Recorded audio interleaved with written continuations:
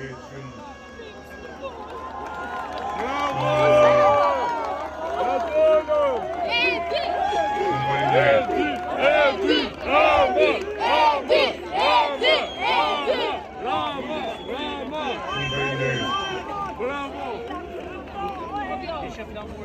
ku u rikthyem prap këtu 33 ditë nga dita që u nisëm fillimisht me gratë dhe vajzat komando të Partisë Socialiste në të 12 qarqet dhe pastaj të gjithë prej këtij sheshi të Skënderbeut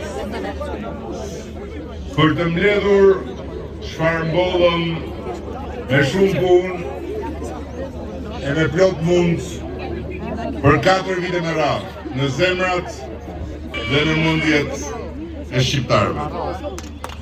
Bravo! Për 30 ditë shqiptarët dëgjuan, vlerësuan, gjykuan dhe në 11 maj ata vendosën të na e besojnë ne Partisë Socialiste mandatin e 4.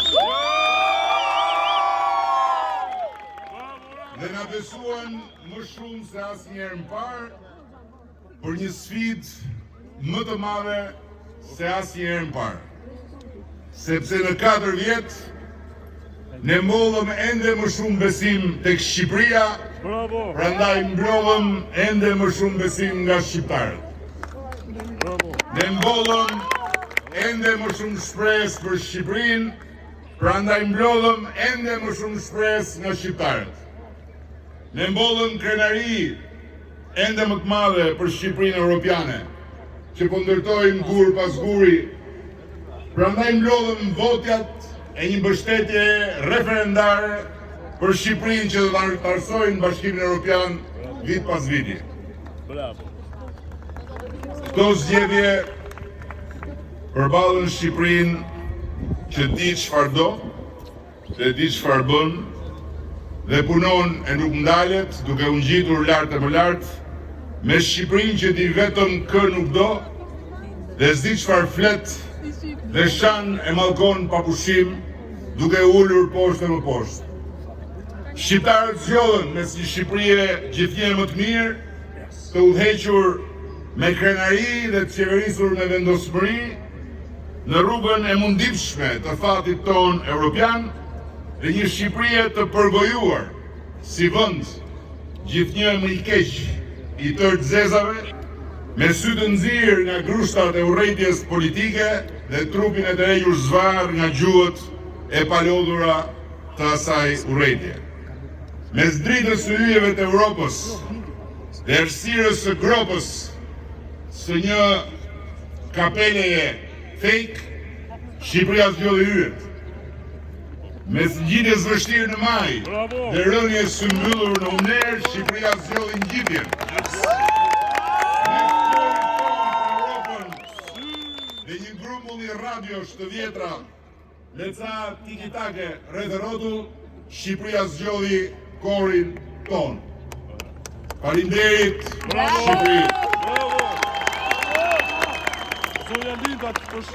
Në kujtesën time, kjo fjalë fitore ka qenë më e vështira gjem sot për të bërë një fjalë që arrin ta thotë atë çka për mua është kjo fitore. Dhe ndjes sepse realisht është e pamundur të arrij ta them me gojë gjithçka që ndjej dhe mendoj prej orësh të gjata, ditësh dhe netësh pa gjumë, përballë një arritje të tillë, e cila është historike, jo thjesht për përmasën e fitores Partisë Socialiste, po mbi të gjitha për momentin historik kur kjo fitore mori jetë për Shqipërinë. Nuk ka fjalë të mjaftueshme për t'i falënderuar.